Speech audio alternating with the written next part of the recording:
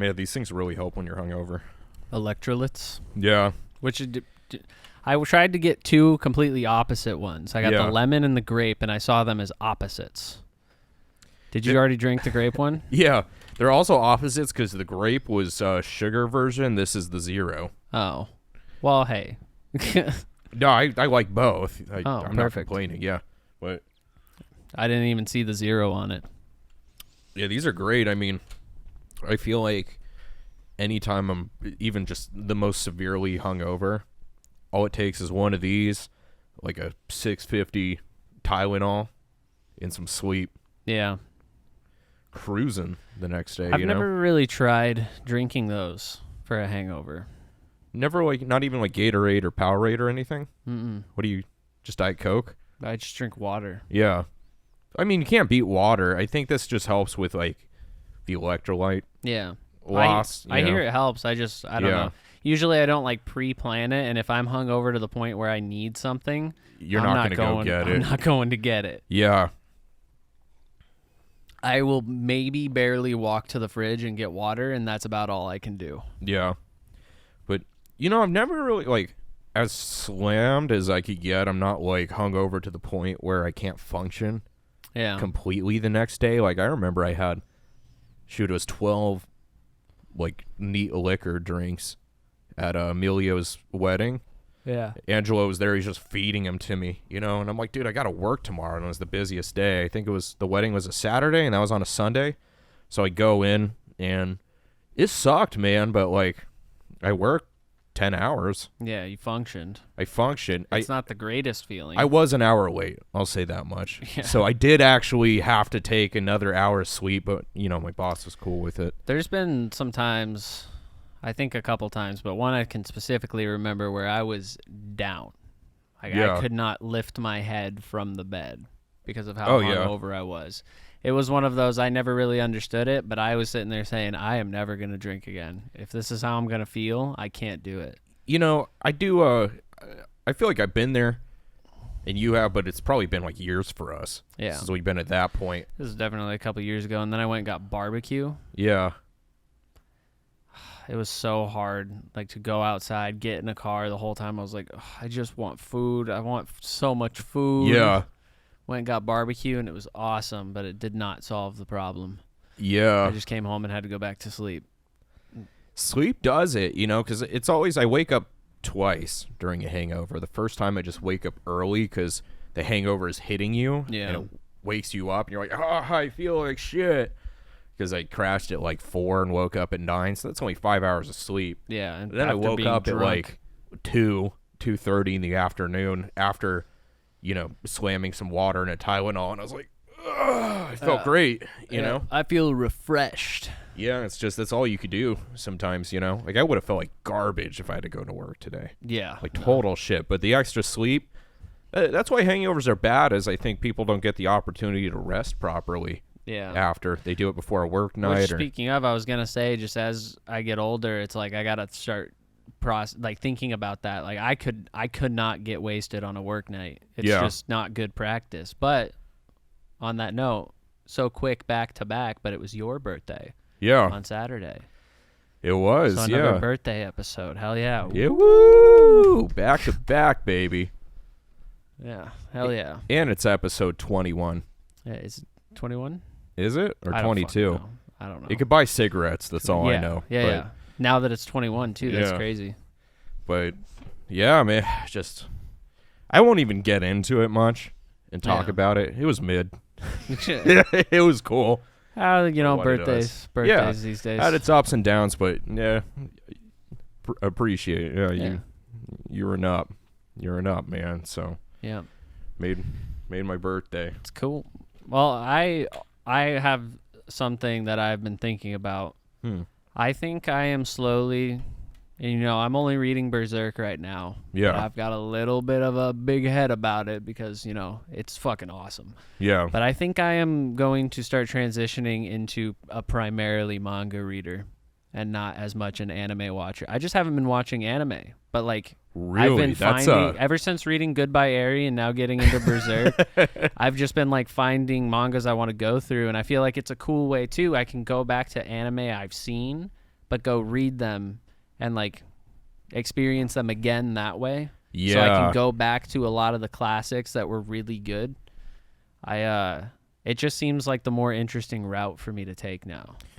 I might be one of those people. Manga is, I'll say this much, it's underrated. And there's some people where it's just all they've ever known. Yeah. They understand anime and they've seen a couple, but like they're just like, yeah, I'd rather read it. Yeah. You know? It's like a comic. It's yeah. awesome. And then you could get so deep because you could start like, there was even a while I was getting into like webtoons. And there's another term. Yeah. Merriweather Media or whatever on Twitter. They do, I think, a bunch of stuff for V-Shoujo and stuff. Yeah, a lot of good rom-coms. And like, there's another one. It starts with an H. Forget the name, but specifically just like Korean, you know, like even outside of webtoons. Yeah. Like webtoons is just a part of this umbrella. I'll have to get the term, but it's, you know, you see the similarities of manga, but there's some distinctive features I notice are different. Like as far as the style, you see much more like proper anatomy. Like they have a little nose and little kind of, you could see like glossy lips and what you see in some manga, but it's more prominent, I feel like, in the Korean side of things. More of the like standard. Yeah, the ear is more, you know, noticeable. And yeah, it's just been nice. Like I get to experience it at my own pace and like take times on certain scenes. Yeah. That's why I literally, you know, we planned to start shooting at 6, and I was looking at the clock at like 5:57. I was like, I wish I could just finish this volume before having to leave it. Yeah. Because I was just spending so much time in the situations. It's just, I don't know, man. I don't want to overhype it, but I mean, like, I think it's deserving of being overhyped. But there's just something about it that it draws. Yeah. Oh, man, it's so good. You need to read it eventually so we can talk about it at length. I definitely will. I mean, it just goes to show it's like, for good or for better or for worse, I should say, like with the manga, it's the original content. Yeah. For the most part, sometimes it's derived from a light novel and it's a separate artist, but a lot of times it's an artist that writes the story and it hasn't gone through all the games of telephone to get to where it is, and, you know, the direction and the animators and everything kind of shifting in order to put out the final product where it's, I won't say bastardized, but it's definitely taken on different flavors. I think of it like recording audio. Like you take on a different tone with different equipment and everything going through it, but when it's just the raw acoustic track, there's something to be said about that in an appeal. And I think there's more time delegated to like what would the term be? Like a mangaka or? Yeah, mangaka. Mangaka, yeah, where manga artist. Yeah, so they'll have a small team sometimes, like someone doing backgrounds and stuff for them, but you just see so much detail in the panels that they just simply don't have enough time to animate. Yeah, you know. What gets me is there's like, and maybe this is just because I grew up with it and I am interested in the style of the art, but there's just like. They represent emotional cues in such a way. Like you can feel the emotion of some of the faces, like the panel when something happens, and you know, like when I was just reading, there was a conversation going on next to them, and they were like hearing the truth about how somebody feels, and just like it's just a plain looking face, but something about the accentuation, like the background, everything that comes together, it's like I know what feeling this is. Or at least I think I do. It gives me that confidence that, like, you know, I won't get from like a DC book or something. Right. You know, it's a whole different thing. It's very emotional for being, you know, a comic drawn on paper. No, definitely. It's really good though. It's a very powerful descriptor, just the way they draw things. And I think, you know, just a little tidbit of a fact out there. I don't know if a lot of people know this or not. I can only speak that I didn't know it for a super long time. But if you have a premium Crunchyroll membership, you have a whole like arsenal of thousands and thousands of manga you could read that are like the officially licensed, not a scanlation, like a good translation, you know, entirely for part of your membership. Even the base model. But I think as you go into like the pro and the bigger tiers, you just have this whole library.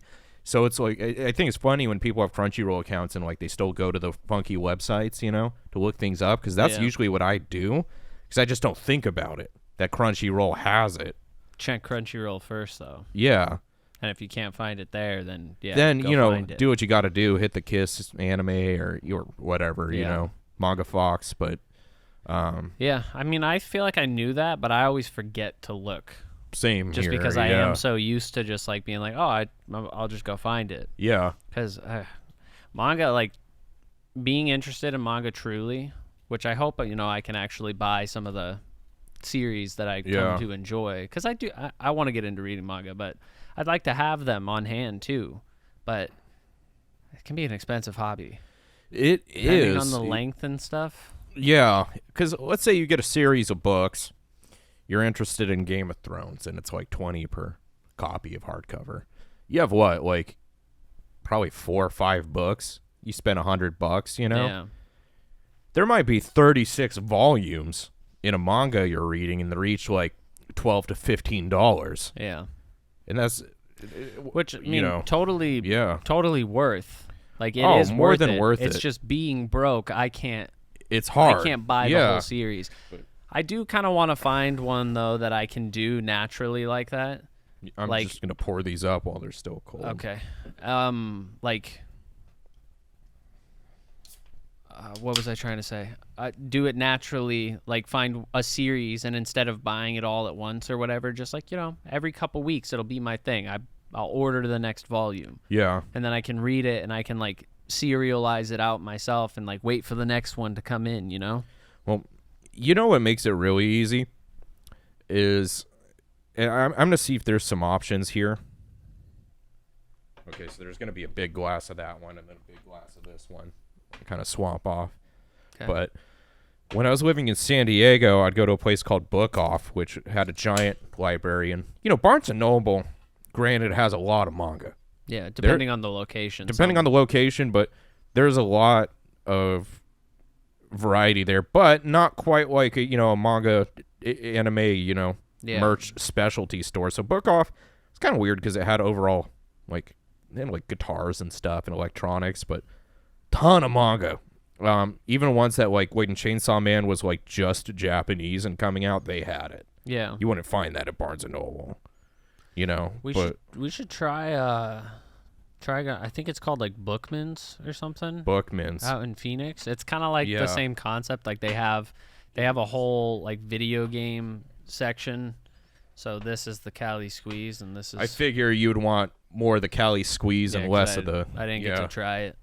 But it's kind of the same. Like they have a whole section for video games and tabletop RPG stuff. They have like music equipment there. Yeah. I'm assuming they have a manga section. I've only been there once. Yeah. I didn't really look around too much.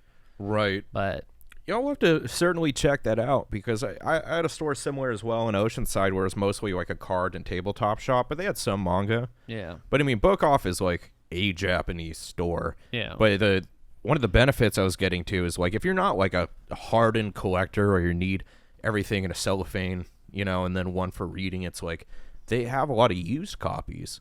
Yeah. So it's just kind of every time I was in the area, I would pick up another volume to something I have. And that's kind of, I have just that modest, tiny little collection, but I didn't buy that all at once. It was over, a year. Just every time I'd go, I'd pick up one. And I'd check first if they had it used, because usually, I might have a little crease or whatever, but I'm going to be throwing it in my backpack and reading it, and, I'm going to read it, and then, I don't know. I don't really like perfect books. Like, I try not to ruin it, obviously, but if it's got some character, like it's seen some travel, that's nice. I like that, Right. It's like I can look at it and be like, this is a good one. Exactly. You can tell.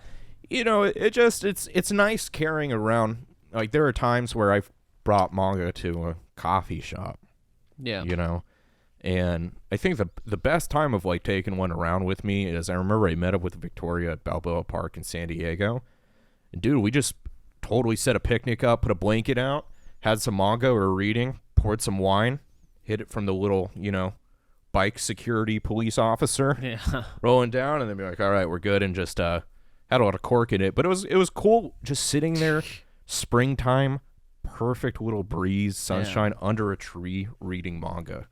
And you just can't do that from your PC at home. Yeah. It doesn't elicit the same feeling. It's good. It gets the job done, but something to be said about the physical copy. It definitely is. Like, it's good to experience the story that way, but yeah, you can't take it on the go and experience things like that. You could read it on your phone, but that's no fun. Right. Yeah, I like the physical copy of things. It's nice. But, yeah, I don't know which one I would want to, like, start to buy. Right. I guess I just got to do my research. Find one that's good. Start purchasing it up. Have you been watching any anime? Man, so I had I feel like this past week I was a little light on it. So a lot of good series had finished, or at least like concluded for the season, like Spy Family and a lot I was kind of like catching up with week to week. Yeah. And I just fell off, man, of like, I'll go back and be like, oh yeah, I could catch up on this one, but like Skeleton Knight and, Please Don't Hurt Me, My Healer and stuff like that. But there was one that came out and it couldn't have been that impactful because I can't think of it right now. Have you been watching anything? Like, at all? Not at all. Dude, yeah, what was this? I'm like, it's not even the name. I could picture the characters, but I'm like, what were they doing? What was it about? And I watched a good chunk of it, like 6 episodes. That's kind of where I think it just, like, got for me. It's not that I don't want to watch it or that I don't enjoy it, because when I do, like, the random times I'll put something on, I enjoy it. But it's just trying to, like, consume more has just made them feel like less. Yeah. So I kind of want to, like, actually enjoy them and not just try to get through them to see how they are. Oh, totally, man. I think that was kind of killing it for me, is like trying to just, collect as many as I could. And now I just feel weird. It's like I've seen a lot of fucking anime. Your standards start to rise too for like what's going to catch your attention because you have so much to reference now.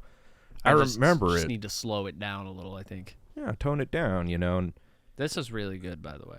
So you're enjoying it. It's Cali Squeeze. I thought it was cool because I love like fruited Hefeweizens. There's one by Garage that's like mango hefe. I've seen some orange ones that are kind of their take on like a wit beer, But this tropical pog. No, I really don't know what the POG stands for in this one, but I mean passion fruit. Oh, passion fruit, orange, and guava. That makes sense. Yeah. But that's the pog, baby. That's the pog champ, poggers beer. Get over here, my little pog beer. Cali pog. What I like about it is, have you eaten a lot of like Hawaiian barbecue before, like L&L or the chain ones? Kind of. Like Mac Salad and the Katsu. They always had those cans. They have spam musubi there, right? Yeah. They have that's usually what Lilikoi and guava, and it's like 50 grams of sugar in a tiny little can. But it's always so good that just Hawaiian juices they have, and this kind of reminds me of that. It is really tasty. Yeah. And I don't get to eat a lot of fruits and veggies because they fuck with my lips and throat and stuff. But I love I have a dream of just getting the juiciest fruit and squeezing it into, like drinking it like a heart, like I'm squeezing the blood out. Yeah. Yeah. And just drink the fucking juice. I used to love, like when I was a kid, grapefruits and like juicing oranges and shit. Oh, yeah. Lemons. Like just having fresh juice is so delicious, but it just fucks with me. Dude, I have a fond memory that my Gramps was always into juicing, and we had an orange tree and an avocado tree in the backyard where I grew up, and he'd give me the little stick. It has like a metal basket with a rake on it where you would like pick the fruit and it'd fall in the basket, and he'd be like, all right, Joe, let's go pick some fruit.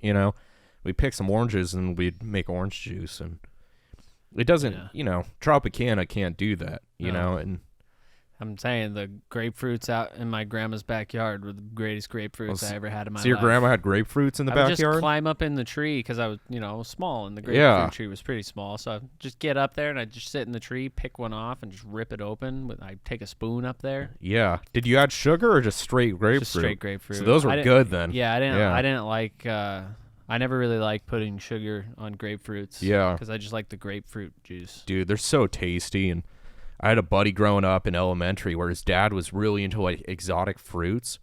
They had an acre out in San Diego where they grew all sorts of like kumquats, cherimoya, which is like, that's hard to find, man. But when you go to a store that has a cherimoya, it's like $15 for like a single fruit. But you cut in, and it's just like so succulent. I don't know how to describe it, man, but it's like just juicy. Dude, fruits are it's nature's dessert.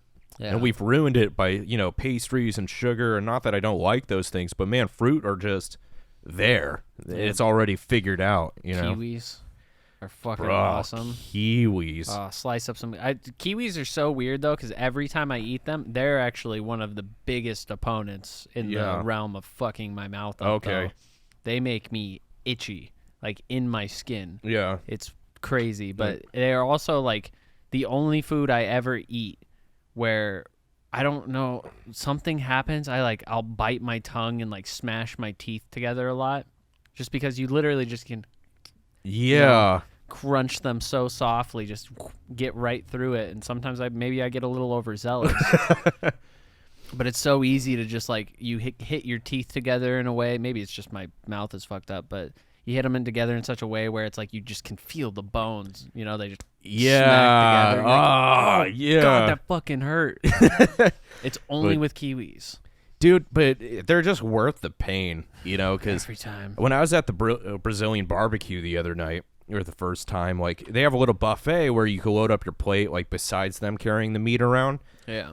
And they had sliced kiwi. Oh, so dude, God. I had like a little potato, little mac salad, but I loaded up one corner with a fuck ton of kiwi because I was just like, kiwis are so good. I haven't had a kiwi in so long. I gotta get some fucking fruit and just bite the bullet one of these days. Dude, usually when I go to the grocery store, I pick out at least one fruit.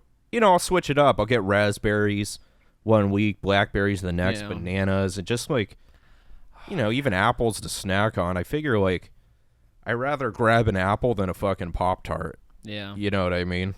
You just feel, it tastes delicious and you feel good. Yeah. It's the remedy for a lot of people with eating problems and weight loss, man, I don't even think Pop-Tarts are that good. Yeah, I mean, they just don't taste good.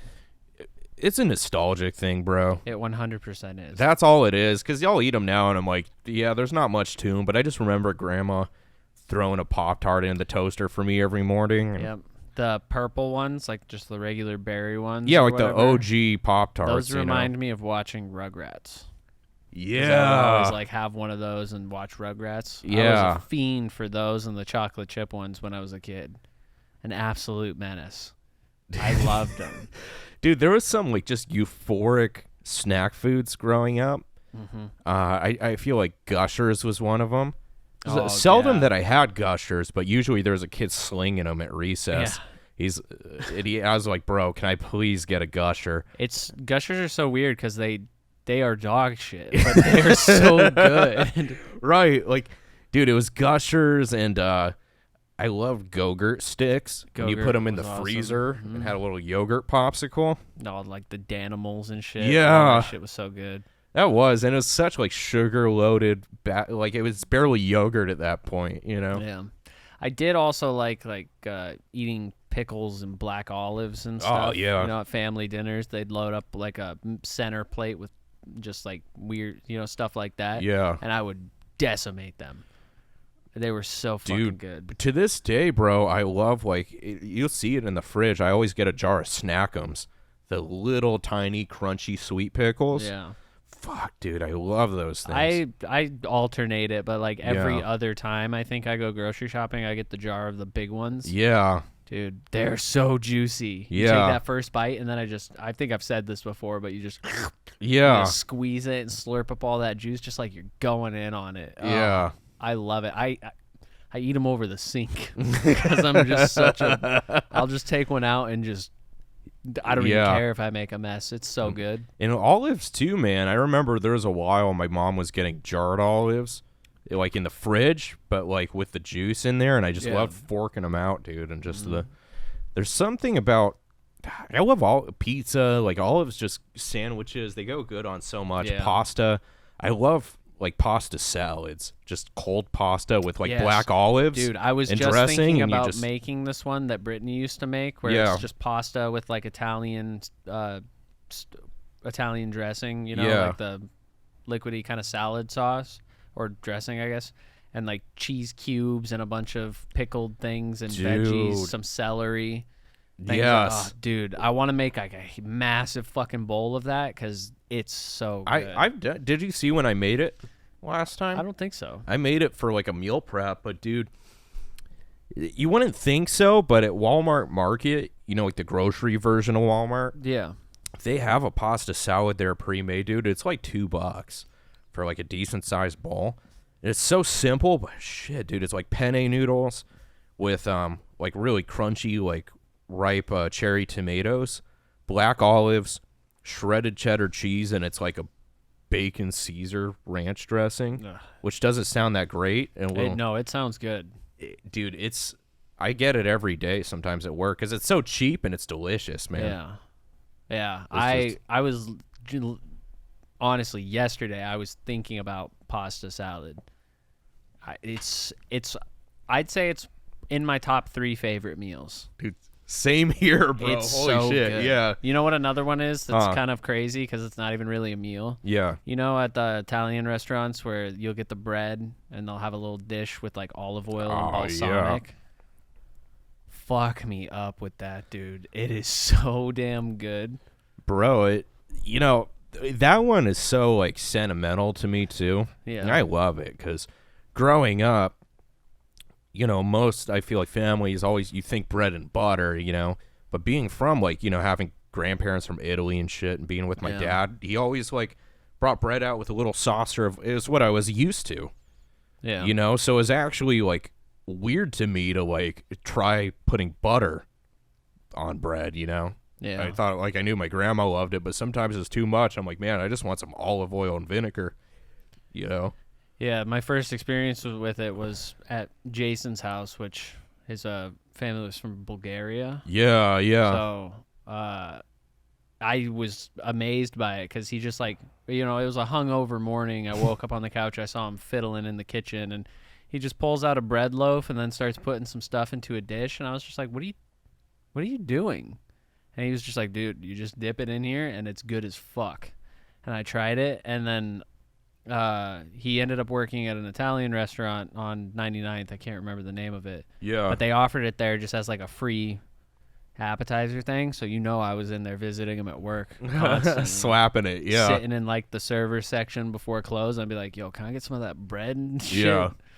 Which is so weird because like I could have just made it myself. It's not like it's difficult. But I went all the way to this restaurant as an excuse to just eat it for free. But there's a vibe to having the little saucer at the restaurant and the fresh baked bread, I don't know if it's still there, but we should go there. It was a really cool restaurant. Heck yeah, dude. It's like they're really about their wine and shit. Yeah. Like he had to know all about it and stuff. It's a pretty nice place. I don't think it's like an expensive place, but yeah. I'll have to check it out. We got to go down there, dude. It's the simple dishes sometimes that really make it. Like I even think of, I always loved first time I had it was visiting Charlie when he worked at Pita Jungle. It was just a big platter of hummus with like the oil and the seasoning, and then sliced cucumbers, man, because I started with the bread, but after trying the cucumbers I was like, damn, this is good. Yeah, just a perfect combo because you can only eat so much bread, but with the cucumbers you could just keep going, dude. Yep. And then it's only the hummus you're worried about. Yeah. Cucumbers are awesome too. Yeah. I love them. Oh man. We're just talking about like food, but in such a weird way. We're talking about like pretty good light food. Yeah. Yeah, it's kind of reassuring because I'm like, man, I've been eating too much fast food. And I'm like, I should get stuff again. But thinking about this, I'm like, man, this sounds great, and it's not going to kill me. Yeah. See, I need to like write this down on a list and get some of these things next time I go grocery shopping. Because I've been just eating fast food, but it's just, it seems like it's always like 1 week on, 1 week off. But it's just been it's been a weird week. It has been, man. It's like next week will probably be good, and then the week after will be like, just a little dissociated, not really doing anything. We'll figure it out eventually, but I summed it up to the 5-day work week that got me. Just that change in my schedule. I was just like fast food mode because like, and I went to Colorado and shit. It's just a lot of mix up. Yeah, mix up that you cling to comfort and convenience when everything else has shifted around you. It tastes a lot different than when I drank it last night. And for any audio people, it's the Nordic Jam from Two Pitchers Brewing. Lager with Nordic fruits. Yeah. Bro, did you have a plan for a pairing with this one? No. Can I just throw out that we should just pair it with Skyrim? Yeah. Best anime ever. I know it's not an anime, but no, you know what though? That's a perfect pairing, and like she made me a mead with juniper berries. Is there juniper in there? No, it's just because I know meme. If there's strawberry, I think it was cranberry and lingonberry. Are those the three in here? Yeah. What does it say on there? Cherries, elderberries, and strawberries. Cherry, elderberry, and strawberry. No lingonberry? No lingonberry. No kidding. I thought I said lingonberry on it. But yeah, it's definitely super jammy. Yeah. A Nordic jam. Oh, it's jammy. It is quite jammy though. Yeah, it really is. It's You're hitting it on that one. Dude, I feel like I could dip a piece of like bread with peanut butter in this and it would taste good. Yeah. It is good though, better than when I was drinking it last night. Yeah. It's got more of like I don't know if it's cuz it warmed up a little bit. Mhm. But it's got more of like a warm like mouth fill. Yeah. Yesterday it was kind of like it was really tarty. It's not as sour when it warms up a bit, huh? Yeah. Yeah. It's really good. But yeah, this is Skyrim 100%. Yeah. Or like Valheim or yeah. When you log on and you forgot which mods you installed. It's he's got a strawberry and a cherry stabbed through his sword. That's so cool. He's got round sunglasses on. You know, I have something. I had an experiment in mind. I'd love to try. I wanted to pour a 50-50 of this in Blue Van. This one? Yeah. Ooh. Just see how it tastes. You know what I mean? Yeah, we only bought the one Blue Van. Yeah, but we'll have to get I'm sure they have singles of this too. Probably. At Total Wine, we'll get a single of each. Did you pick these up at Total Wine? I did, yeah. I was going to say, I think I've seen the Cali Squeeze there before, but I've never seen this one. And I picked this up because there were a few Cali Squeezes. There was like an orange one and, more basic ones.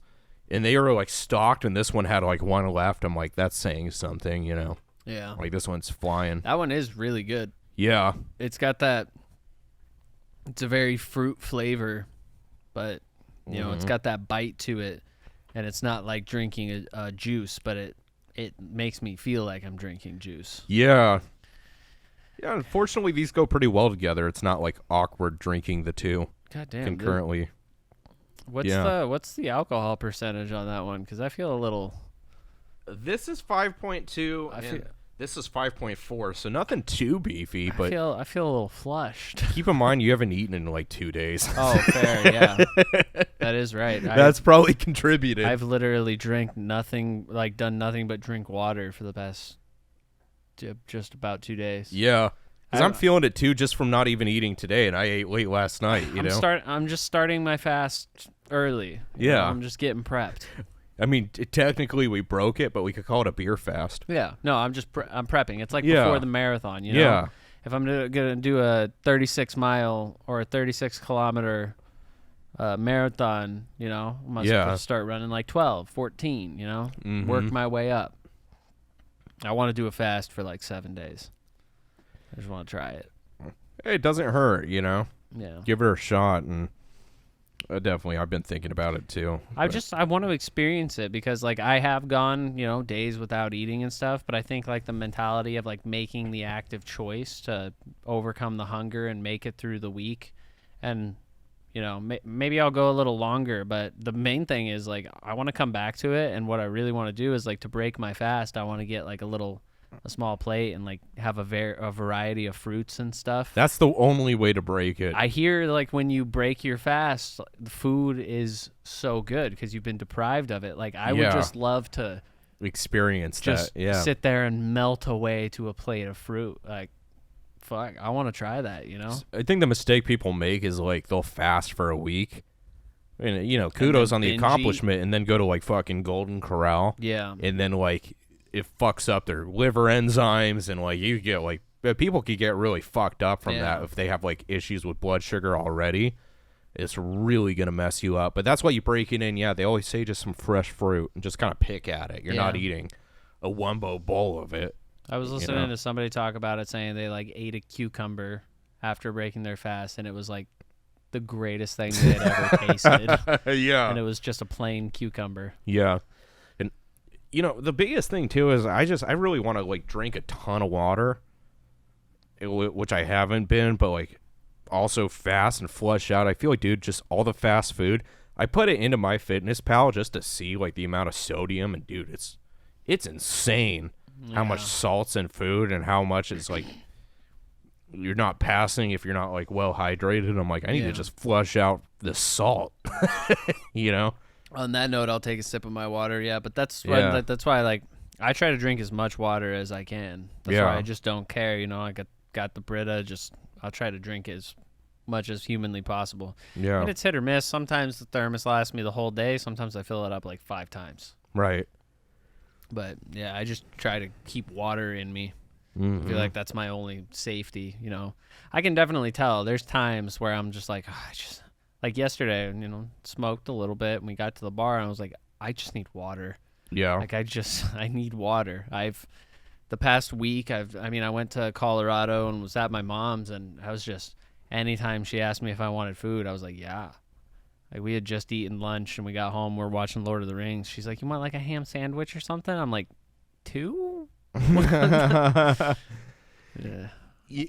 I'll tell you this much too. If you ever do decide to curb or give up, smoking or vaping, your palate reopens in the weirdest way, especially with cigarettes. I feel like you don't really taste things until you've like taken a break from it for a while, you know. And I know you've been there where like there was periods you didn't really smoke cigarettes, but I'm sure you notice it's like when you eat food, you're not like desensitized to it.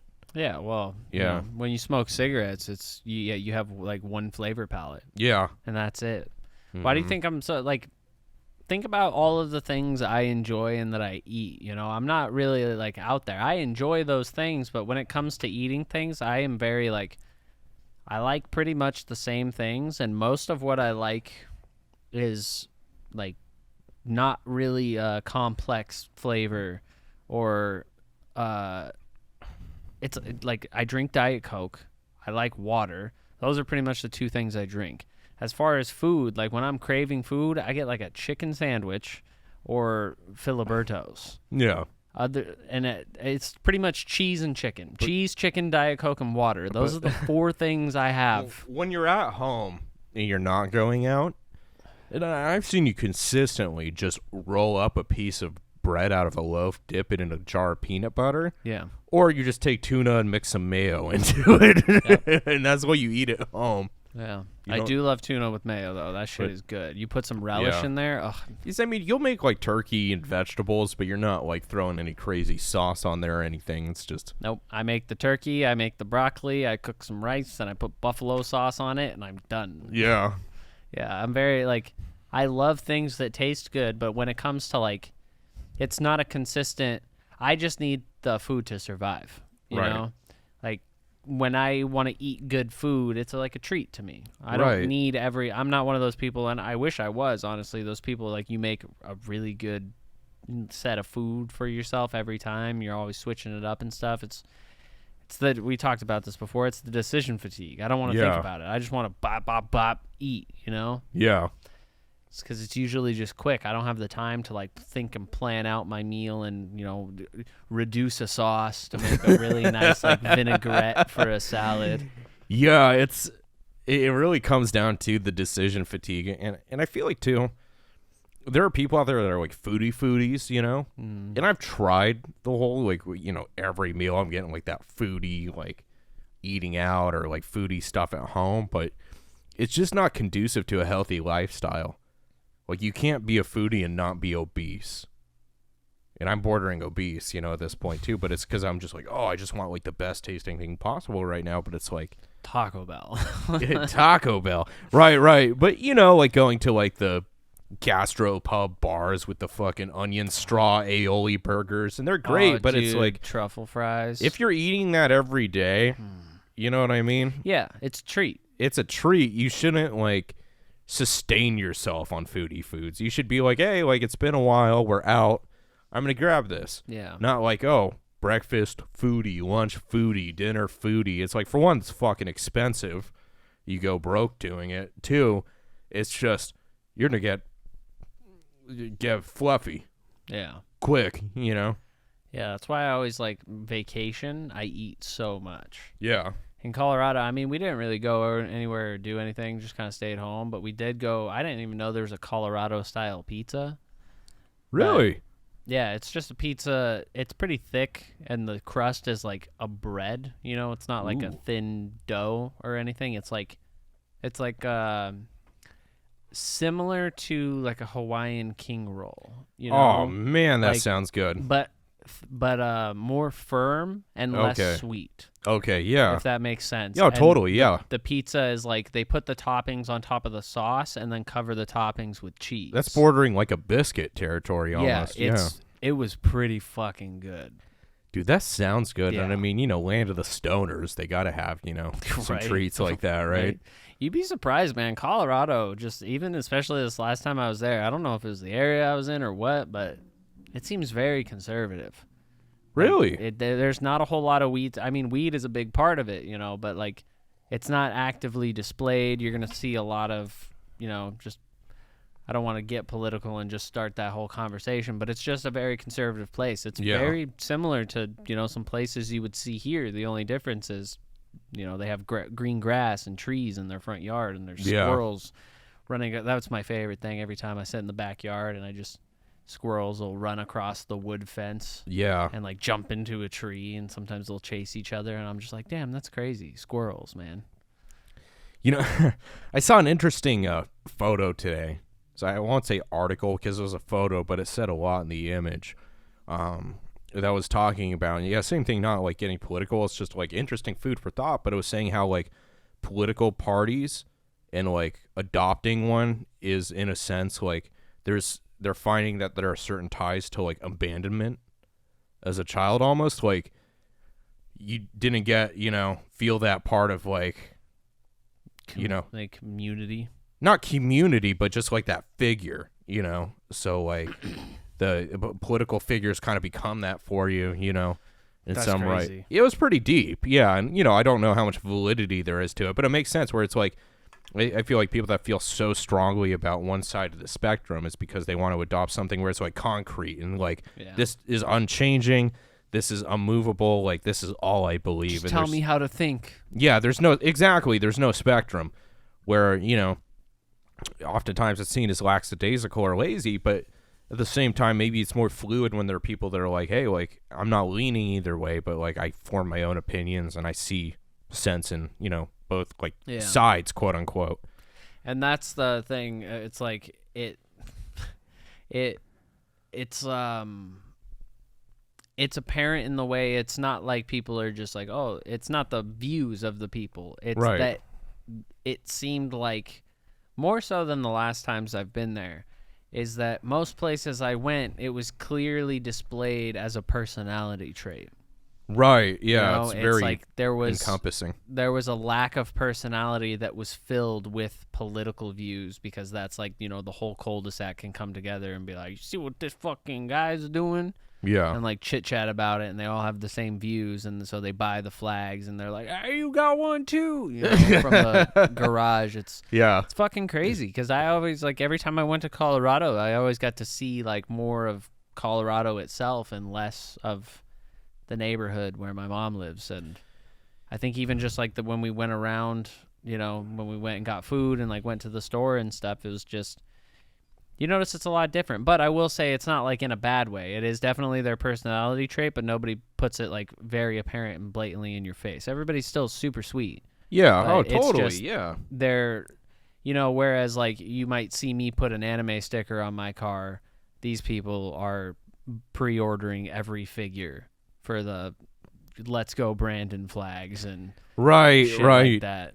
Yeah, you know, and I find it funny. I think the closer you kind of get towards middle America, the more you see it. Yeah, and definitely. Coastal both sides. I mean, growing up, dude, like honestly, and I know like they say like, you know, certain states lean a certain way, but in New York, I never saw any political agenda. I never saw A-frames or signs or vote for this councilman or. Do you think it's just like quiet? DC is in the center, kind of America, right? Oh well, it's East Coast because it's. Where is it? DC is Virginia. No, is it? Yeah, I mean it's its own district, but yeah, I think it's kind of like southeast, middle east. West. Washington, D.C.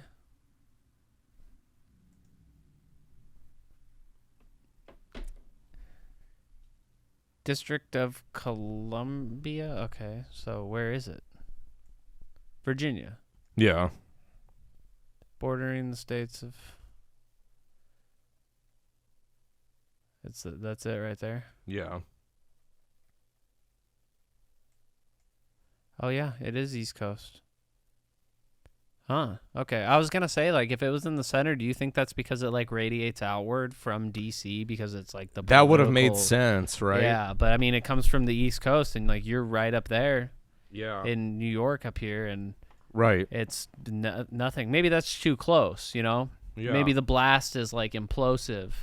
You know, nobody gives a shit right next to it, but then like right on the first outer layer is like very political, and then once you get to the West Coast again, it's like, we're too far away to give a shit. Right. You know, they're like in the eye of the storm, so they're chilling, and then everything around it is like the very political. And maybe it's just the Midwest, because, you know, I've heard a lot about like the center of the country. Have you ever seen those graphs that like depict some percentage based on like what video games most played, what animes most watched? Yeah, the Midwest is like always just some bad shit, or just like the depression rates or anything. Of just like the center of the country is just, it seems like a shit place to be. Everybody says it. It's like fuck the Midwest. Yeah, I think there's a certain, especially coastal towns, just historically have always been very diverse because, you know, a lot of people will come from other places and settle there because they're like not going to go all the way to the middle. Yeah. You know?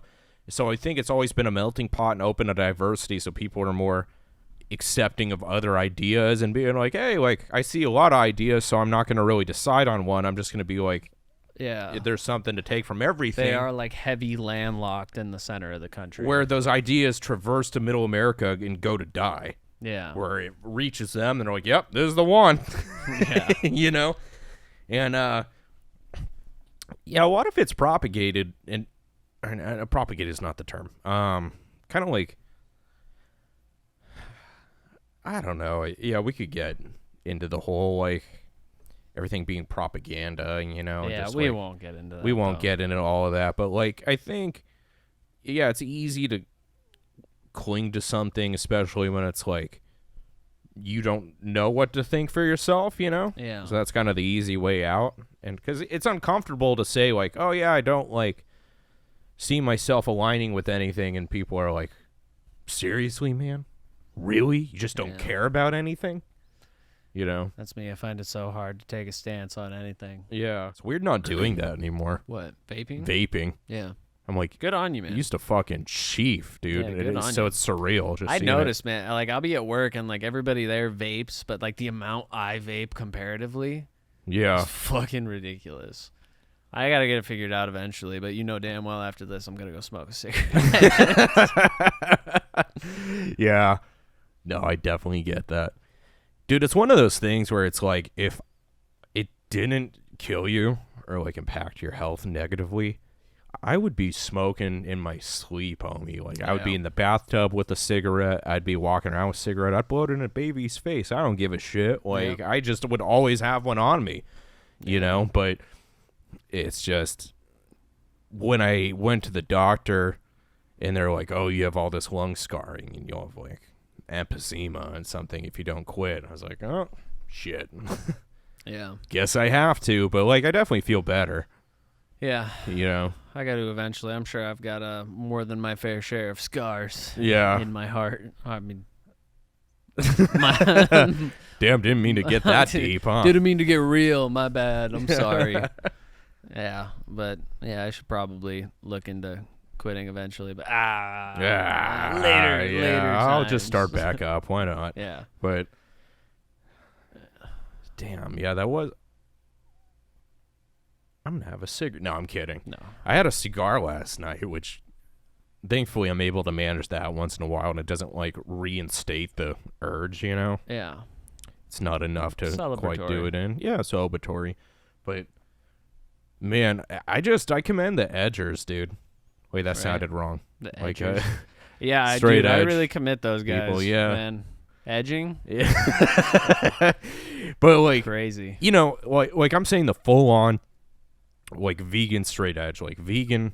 Yeah. No caffeine, like not even soda, like they're drinking 7-Up, you know. Yeah. No coffee. That's some will. You know, naturally no alcohol, drugs, tobacco products, nicotine. Fuck, I don't even know if some of them take like Advil, you know? Yeah. Like I'm sure there's a really like a 1%er straight edge that's like you take Motrin. Are you even edge? Are you even edge? Are you even edging right now? Yeah. It's crazy the willpower to do all that shit because, I mean, you know, it's just so hard, man. It's cheesy, greasy, fast food and, you know, occasional cigarettes and drinking and smoking weed. And dude, there's something about splurging with, like, having a cheeseburger, some truffle fries, drinking a beer, and having a cigarette after. You go eat and drink yourself into like a complete state of comfort, and then you just go wash it down with the smoke. It's so good. You have the smoke taste in your mouth. I'm going to go get some ice cream and wash this down, you know?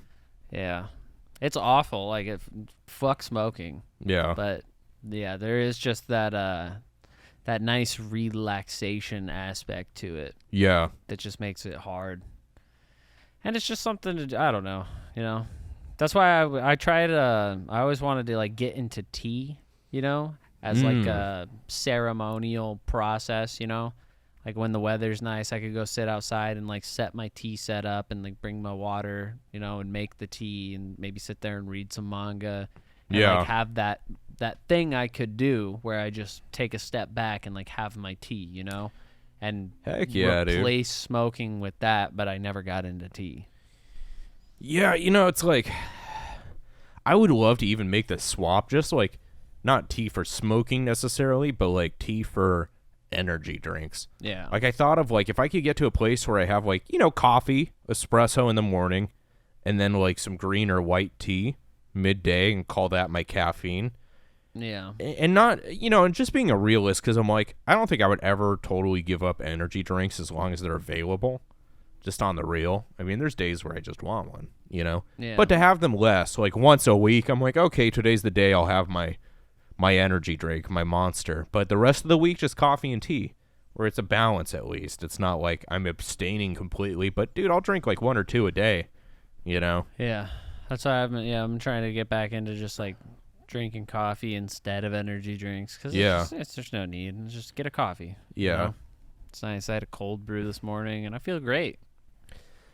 There's a certain point, bro, where it's like how much artificial flavor you just put in your body. I remember just sipping bangs and vaping, and I was just like, yeah, you know, it's a lot. Yeah, it is a lot.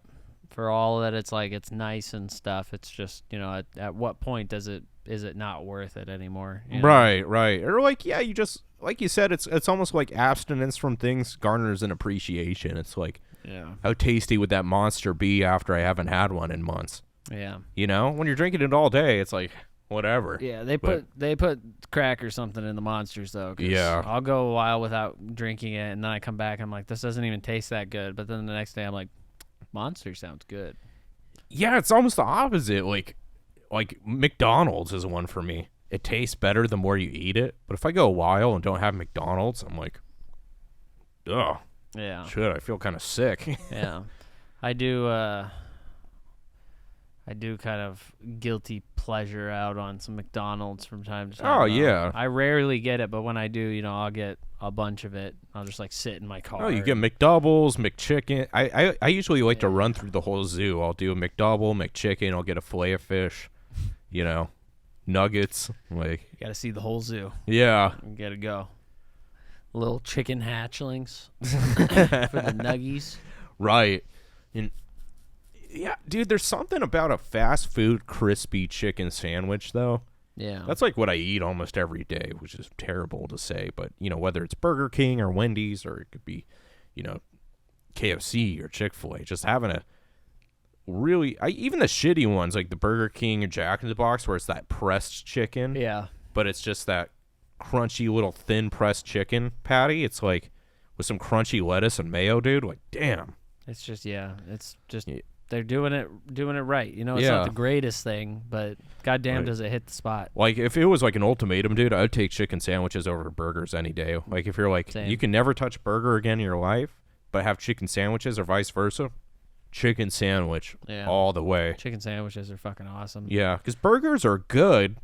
I like them, but like... But they're definitely like an occasional grab. Yeah. Like, I wouldn't want... Like, if it was, eat a burger, eat a chicken sandwich every day... chicken sandwich. Yeah. For sure. I can't eat a burger every day. That's one of those things, like, you got to go a while, Yeah. Like, get a burger and treat yourself. Right. Yeah, it's just like something. I do like black bean burgers and stuff like that. I think those are really fucking good.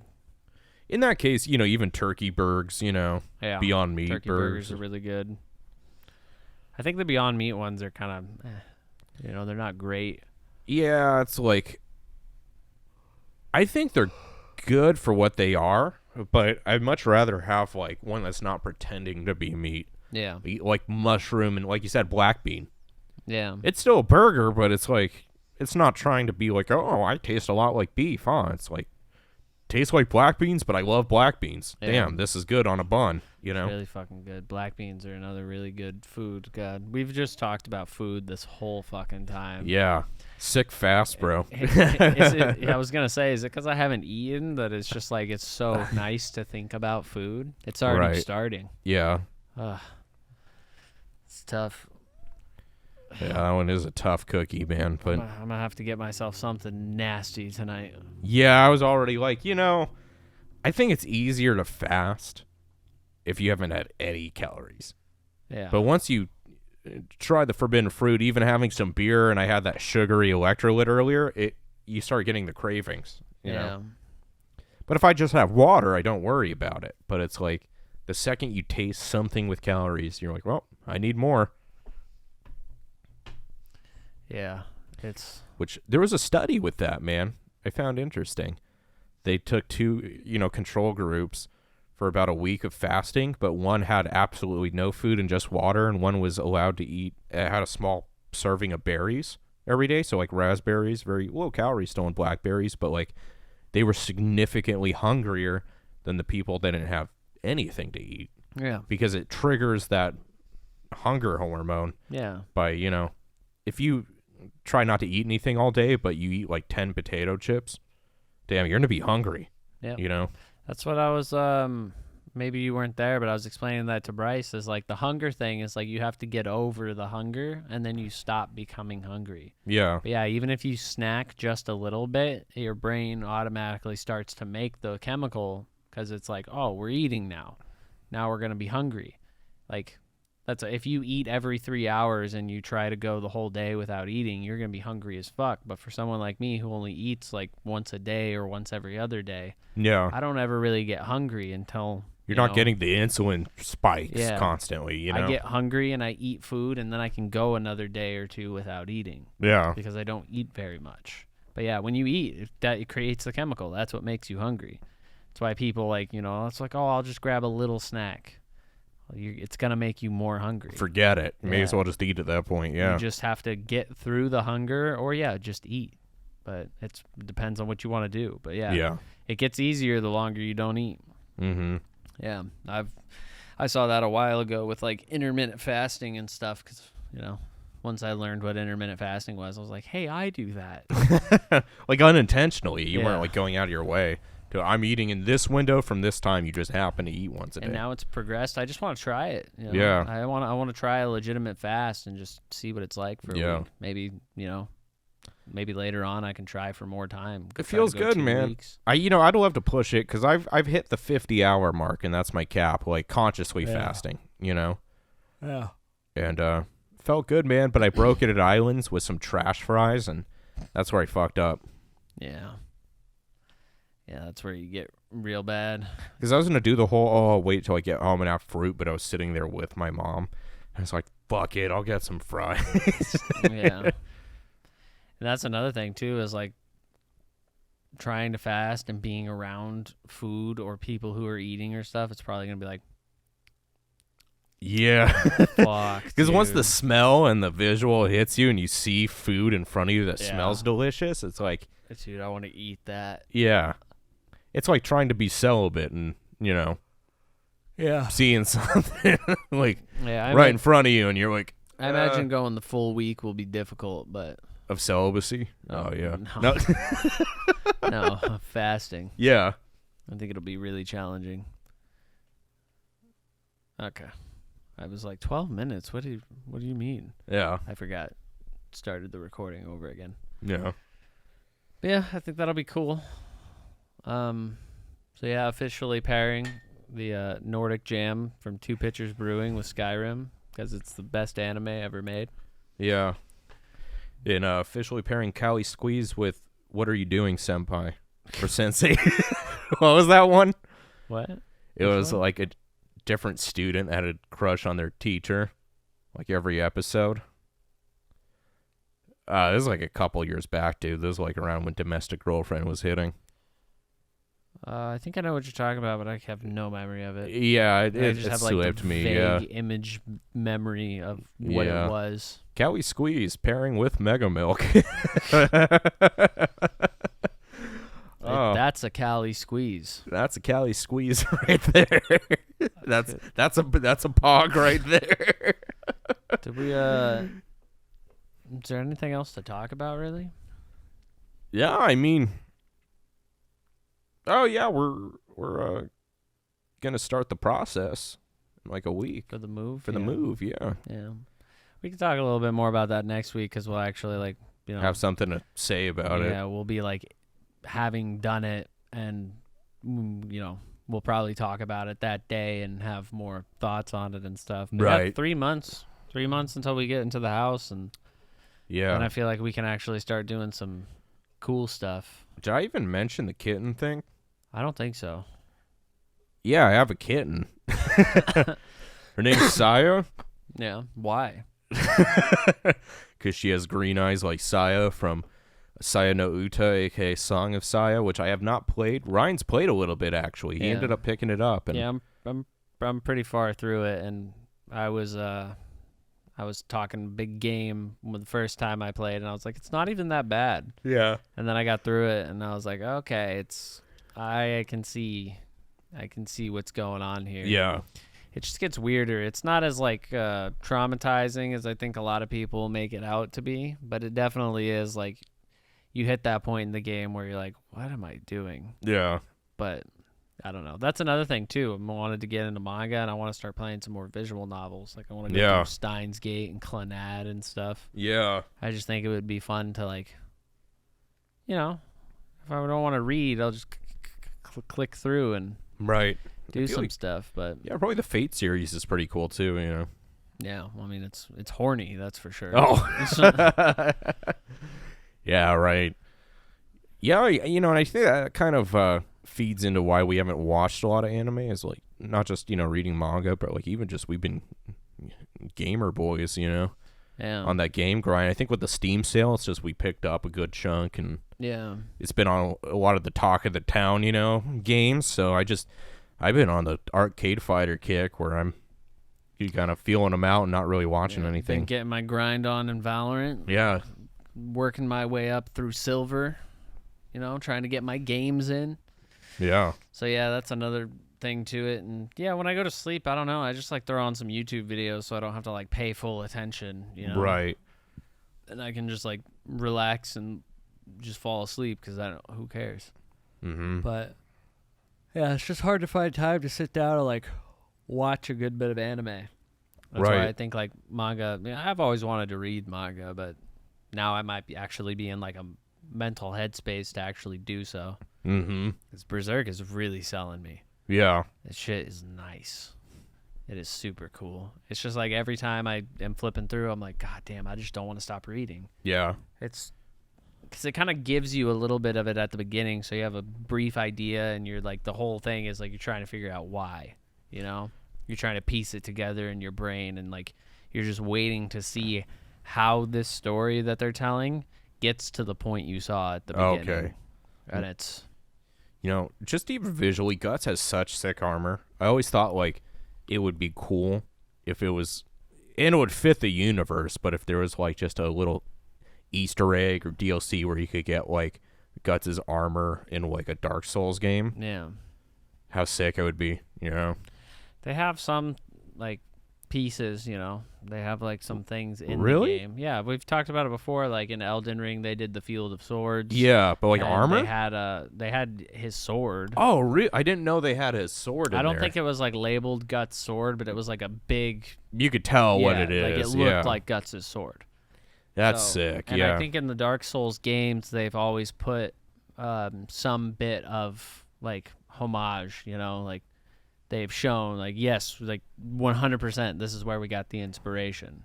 Because Berserk sparked a lot of that. And when people are looking at that style, they look to Berserk. I mean, coolest armor and just fantasy, I think, like top 3 is, like, just Soul's aesthetic, you know? Yeah. Overall, Guts' armor, and then, like, Sauron. That was, like, the first love as a kid where I'm just like, Sauron looks dope with that jagged armor. Yep. There's a lot of cool shit in Lord of the Rings too. The depictions of it and some of the explanations of just like the happenings of the world. It's really, I love Lord of the Rings lore. Yeah. Fantasy shit like that. Like you got that Berserk, Soul series, and I mean that's pretty much all we get. You know, really, really well done ones. Mm-hmm. I'm sure there's more that I'm missing. Somebody who's like a huge interested party of that style probably knows a lot more, but those are the big ones that have been, you know, they've had those kind of rugged kind of I want to say like post-apocalyptic, even though it's not. It's just like very run-down areas, you know, like an evil that kills the land around it. Yeah, you're trying to like wipe the scourge. Yeah. Like a lot of curses and just like deep dark magics and stuff. It's very like lore filled. Yeah. And it's awesome.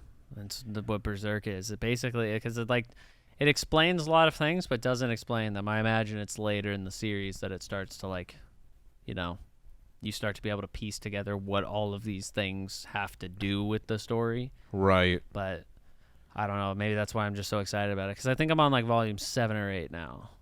Yeah. And it's just every time. You know, I would say one other thing I'd like to add is just the overall aesthetic of like Wrath of the Lich King. Yeah. That kind of had those elements in there, and when like the Death Knights came about, they kind of brought that where it's like it's almost the antithesis of the Paladin, you know. They had that metaphysical ability, but it was on the other end of like Scourge and Decay and the undead, but wielded in the hands of a warrior, you know. Yeah, it was sick.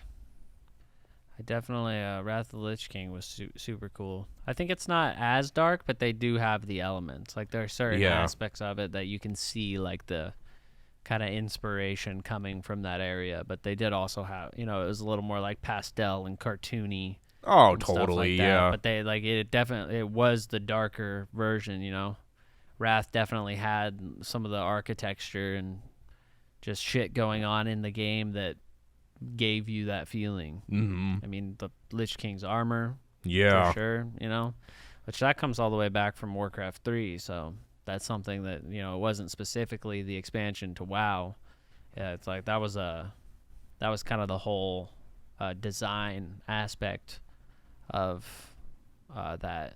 And I don't know when they got added. I can't remember, like Battle for Azeroth or some shit. Maybe not, maybe earlier. But the Worgans, not necessarily them as the added race and everything, but the starting quest zone for them, where it was just that kind of like town that had closed its gates and they were isolated because there was like werewolves and stuff. Like the style of that, you know, it was kind of like revolution-y kind of time. I'm terrible. I'm not a historian, but you know, it was very like rundown streets of London. You know, the sky's always dark. It's rainy and wet. You know, there's smoke in the air. It was a very cool vibe. Definitely. Completely different to the, you know, Souls style, but it's another one that's just cool. It's like the Peaky Blinders shit. Yeah. Just nice, that fucking London runoff. It's cool, though. Yeah. Well, I mean, anything else? I think we're at like 40 minutes, and it's like 22. So just any closing thoughts? I'm pretty much good. And yeah, no, that's all I really want to talk about. That closes it up. I'm excited to, you know, touch on when we do more with the move and see now that we kind of, I feel like we'll have a little more clarity and structure this week. So yeah, it'll be kind of nice, definitely. You know. We won't be up flip-flopped around and doing a bunch of shit, but yeah, cool. Awesome. Hey, well, thank you again for tuning in, guys. As always, take care. Share if you can. Peace out.